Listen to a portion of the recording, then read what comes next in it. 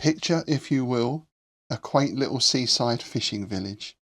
I would imagine we conjure up pretty much the same thing. We've got cute little cottages rising up into the hill. We've got the jetties and the harbour at the front. We've got little fishing boats bobbing around. And we've got windy cobbled streets that lead up to those hills. Now take that image, apply a bit of decay, apply a decidedly green tinge to everything, and think again about those cobbles. Yes, today on Dragon's Teeth, we're building some Innsmouth cobbles.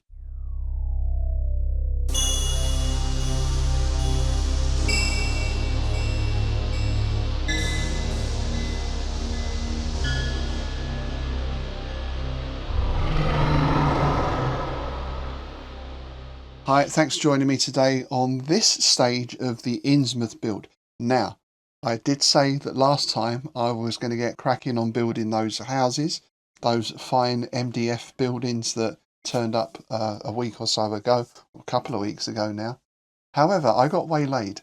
I was on a YouTube channel called Black Magic Craft, which I highly recommend. I'll put the link to the channel in the show notes below. And one thing he spoke about on there was building flexible roads and rivers. Now, roads and rivers, of course, when you're doing tabletop wargaming, an important part of the scenery, but there's always a problem. I've tried a few different ways to make both, particularly for my 10mm Fantastic Battles campaign, and we've come across some good things. There's one where we use plastic, you may remember, plastic sheeting painted on the underside to make the rivers. That was good, but the plastic did tend to curl up at the sides and at the ends. I've used cardboard, particularly for rivers. Again, you get a bit of that problem of curling. There's some things you can do to lessen that a bit, but the idea of having flexible roads and rivers really appealed, because you can have a nice long length, you can have a couple of foot of road, and because it's flexible, it's made of rubber, you can just roll it up, pop it in your box, easy storage, easy transport. Most importantly, it lays nice and flat on the table, and because it's got a little bit of weight to it, it doesn't move around either. I often find with like vinyl tiles or cardboard, they get nudged, they tend to move about a bit during play. So that was the first thing. The second thing was then thinking of my Innsmouth build, and the guy at Black Magic Craft channel touched on this as well. If it's Innsmouth, we've got to have cobblestones. So the house building has been postponed for a little bit. I'm going to get back to that next week. I thought, first of all, let's have a go at making some streets. So yes, of course, for Innsmouth, for any seaside town, we need to have cobbled streets. And I thought about a couple of ways of achieving this. I do have some sort of plastic sheets of cobbles. I've got a few of those that I could put down. They're not going to be enough for the amount of road or town square I'm going to cover. I could get some more of those, but they're quite expensive. And then, of course, I remembered you can get rollers with various textures on them. So I started looking at ones that are textured for cobbles, and I found a few that were suitable. But then on Etsy, I found this, and I shall put the link to the manufacturer in the notes below. So these are like very old and sort of decayed or worn cobbles. I don't know if you can see there. We've got our cobble pattern, but then these sort of patches where the cobbles have been worn away. I thought that was going to really suit the Innsmouth look, you know, where everything is a bit decayed and run down. So I sent off for that. This was about 12 quid, so, you know, not that cheap, but it does look great. The only slight disappointment was in the photo on the Etsy page, it had like a handle with it, and it didn't come with any handle, it just came like this. So for the moment I've sorted out, I've got a sort of bit of plastic rod there, and I'm going to put that in, and hopefully that is going to do the trick. I'm not sure if I can get enough pressure on that. If not, I'll try something a little more sturdy. So that's our cobble pattern. We need two more things. We need a base, and then we need some sort of material to go on top that we can make an impression on, because, you know, I do like to make a good impression. For my base, I'm working off of that idea that I mentioned on the YouTube channel that I saw, which of course I'll link to as well in the notes. And I went into B&M, where else, and I bought this long rubber mat. Now, it's not quite the same thing that the guy used in the YouTube clip, because as you can see, this one has a textured underneath, and it is a little bit sort of thicker, it's edged here. So it's not just completely flat. My only concern with this is that it may sit too high off of the table. So what I'm going to do today is cut out a road section for this, get my material on it, which we'll go through in a moment, and see if it takes that impression first of all, and then see if it all looks right on the mat. I mean, certainly width wise, obviously I'll cut it to whatever width I like, but I'm just a bit concerned about the height. I've got a figure here for scale. This is an Innsmouth resident who I'm just in the process of painting up. And I've also got my esoteric order of Dagon. I suppose another option with this stuff is just to make battle mats out of it. So, you know, I could put all the terrain features on here that I need, or the cobbles and whatever, and then just put the buildings in place. That would solve the thickness issue, but then of course I'm stuck to one layout. You know, if I've got the street going along here, that building has to sit there, for example. So I think I'd rather have the individual road pieces and the town square separate, and then I can rearrange the position of everything every time. Not that Innsmouth ever changes, of course, but you know, you want a bit of variety in your gaming, right? So I'm going to measure out an appropriate width. I'll work from one edge here, so I know I've got that straight edge, and I'm just going to cut out a section of road. I'm going to use just your regular Stanley knife. Of course, when you're doing any of this type of cutting, do take care, especially if you're working with a new material. I find, you know, if it's something you've been working with for a while, whether it's plastic or this kind of rubber, you get used to how it sort of feels, how it responds. If you're working with something new like this, it might be you put a certain amount of pressure on and you find the knife can slip or whatever. So it's probably even worth, just before you start, making a few test cuts somewhere, just on a piece that you're not going to use, before you go into your main cutting itself. Once I've done that, then I'll get on cutting out this road section, and as I say, I'll use my figure for scale for a decent width Innsmouth road.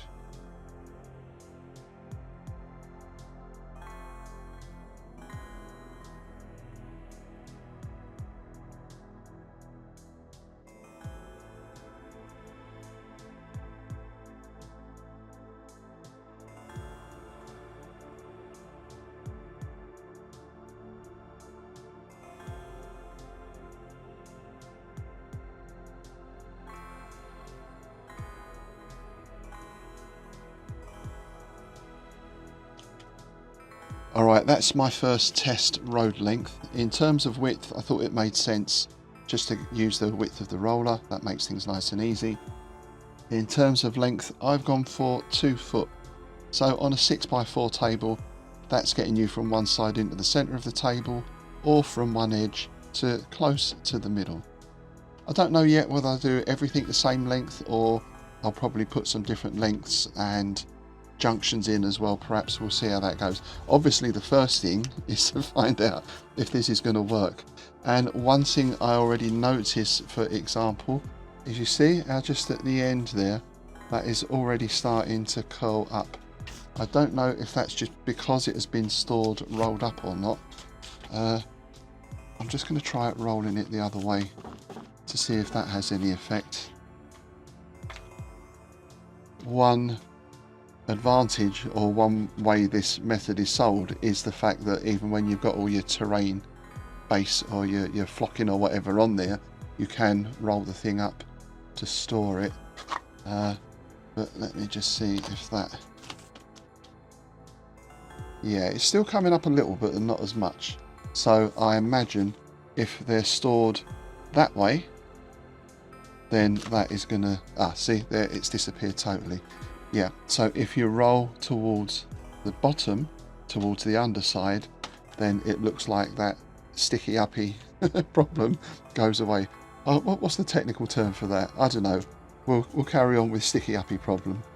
So now we've got that. The next thing is to put our material on to make our impression. And this is what I'm using for my basing material. Everflex Premium Plus 195 siliconized acrylic sealant. Now, of course, you can get all types of filler, and if I'm doing general groundwork or terrain, I'll use your regular poly filler. If you get siliconized acrylic, then it is flexible and you can paint it as well. So there are some siliconized sealants that are flexible, but you can't paint them. So do check. I found this on Amazon. Again, I'll put the link up below. These were about £4, I think, a tube, so not bad. Again, the original video that I looked at on YouTube, I think that guy's in Australia or America. The particular brand that he recommends, you can get hold of over here, but I suspect because they're shipped in from the States, they're very expensive. They're about £14 for a tube. I'm hoping this is going to be the same thing. Certainly all the blurb reads the same, but well, we're about to find out. So I'm going to get a wodge of this into this. This is just an old, I think, what was it? Chicken or something. I don't know.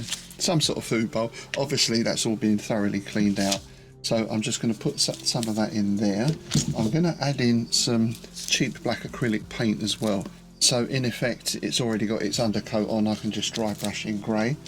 I don't know yet if I'm going to need to add any water in or not. We shall see. So let's just start pumping this in first of all. And the first thing I've learned is take the nozzle off, because it comes out very slow if you're using the nozzle. There we go, that's better. And then my black acrylic paint goes in, and I'll start applying that on the road. I'm going to work at the far end and work backwards. So I'm going to dab some on with the spatula, like so.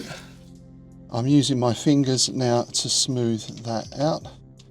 I'm not sure it really needed the water, to be honest. That might have watered it down a little bit. Alright, having done that, I'm going to take my roller, apply some pressure, and let's see what happens. And the answer would seem to be not very much. I don't know if I've not got enough sealant on there, because the roller is not really making much of an impression.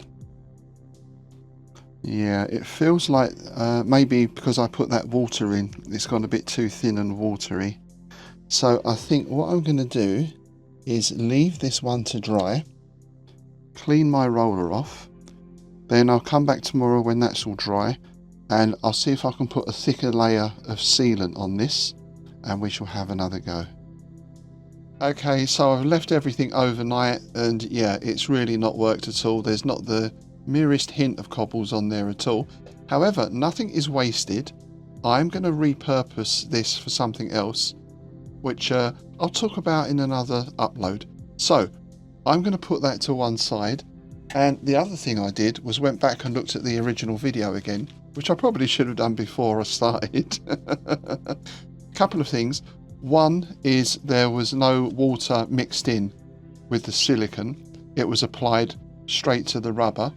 And the second thing was a little bit of water was used, but with some washing up liquid added in just to help smooth things. So I've cut out a much smaller piece now. I'm going to use this as my test.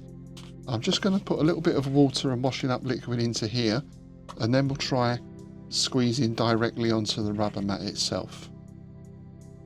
So I've put the nozzle back on, as you can see there, and let's apply this direct now. And I think doing this, I'm going to make a much thicker layer than I did before as well. Of course, I'm not mixing the paint in either this time, as this is going directly on, so I'm just going to have to undercoat after. I want to get a nice thick layer of this on first, and I also think this time I'm going to do a smaller section just to test, so if it does go wrong again, I'm potentially not wasting very much of my rubber matting. Having said that, I've got about 12 foot of it, so that's not going to be in short supply. I think that mat was 15 quid, I don't know if I mentioned, from B&M. A little bit thick, so I'm going to keep an eye out to see if I can find some thinner ones as well, maybe in sort of Home Base or those type of places. So that looks to be quite thick.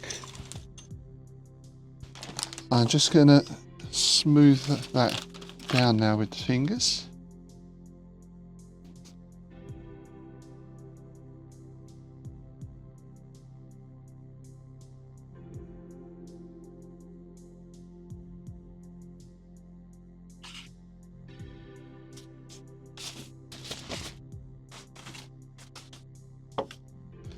And now I've got that much thicker layer on, let's go back to our roller and see. Again, I want to put quite a lot of pressure down as we roll. And that is starting to look better. Let me just bring that up to the camera there. I don't know if you can see there, we've definitely got much more of an impression of cobbles. It's a little bit messy in places still, so I think what I need to do is get a much more even spread of the silicone. But as you can see, yes, we have cobbles. And it was also recommended that your roller be cleaned off in that same mixture as well. So I'm just going to pop that into the tub here and rinse that off. Of course, you don't want the silicone drying into all those little impressions, or depressions rather. I'm wondering actually if a brush might be better to do this. If I can get a soft brush, perhaps an old toothbrush or something like that. I think I'm going to give that a go, because it's a little bit difficult to get that silicone out from the impressions there, whereas with a toothbrush I can really dig in a bit. So yeah, toothbrush is really doing the job there on just cleaning those depressions out. This is potentially quite a messy job, and I'm in the shed, but you could do actually with the sink here to rinse this under running water. So it would probably be better to do this under a tap. But as you can see, that toothbrush has done the trick.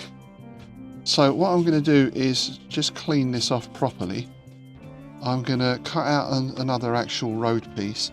Then, rather than use the nozzle, I'm going to take the nozzle off again, because with the nozzle you get a very thin application.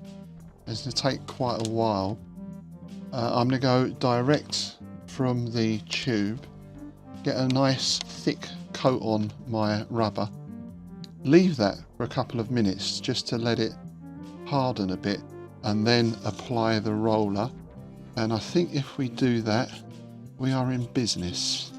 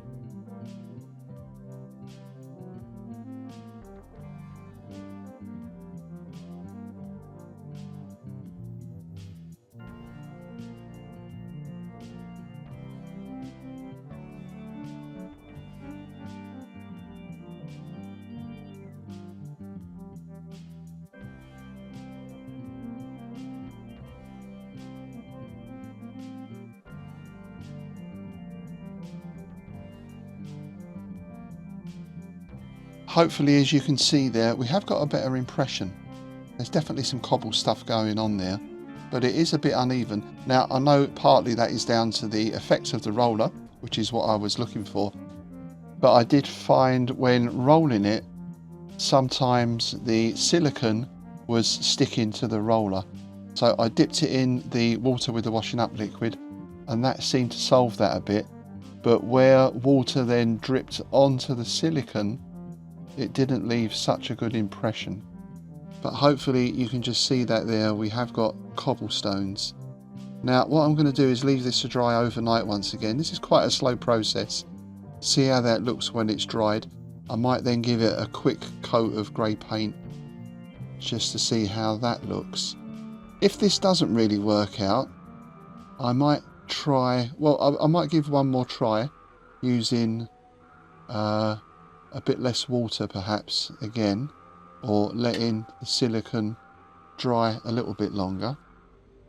If it doesn't work out, then I'm going to go back to using, I'll try my vinyl tiles and just use some standard polyfiller and see how that works out instead. So we shall come back in the morning and have a look. So now that's dried out overnight, that's actually looking pretty good. That has got the effect I was looking for of, we've got cobbles, but we have these sort of worn down areas as well. So I'm going to put that to one side. That gives us one option, because I think with a little bit of practice I can get that looking better. And look how flexible that is. That's with the silicone acrylic filler.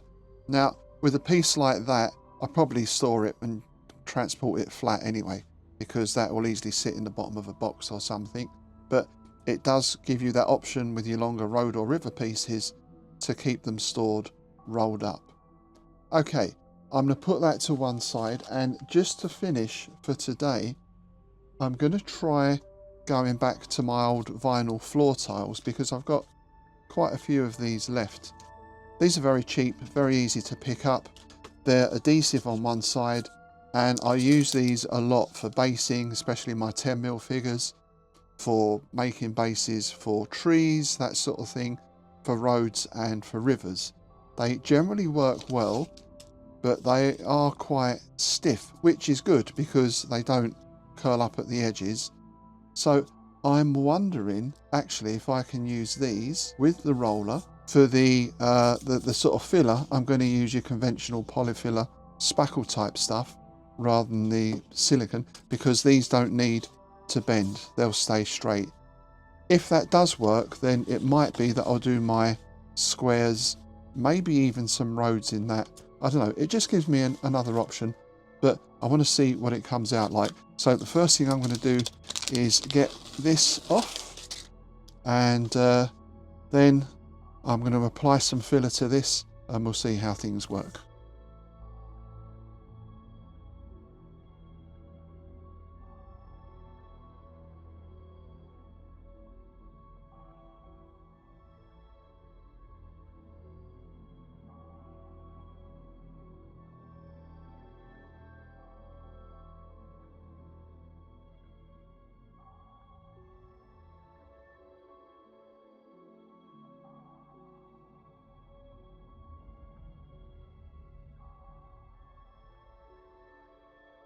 Yeah, so again, the problem I've had there is as the roller goes, it tends to pick up quite a lot of the filler with it.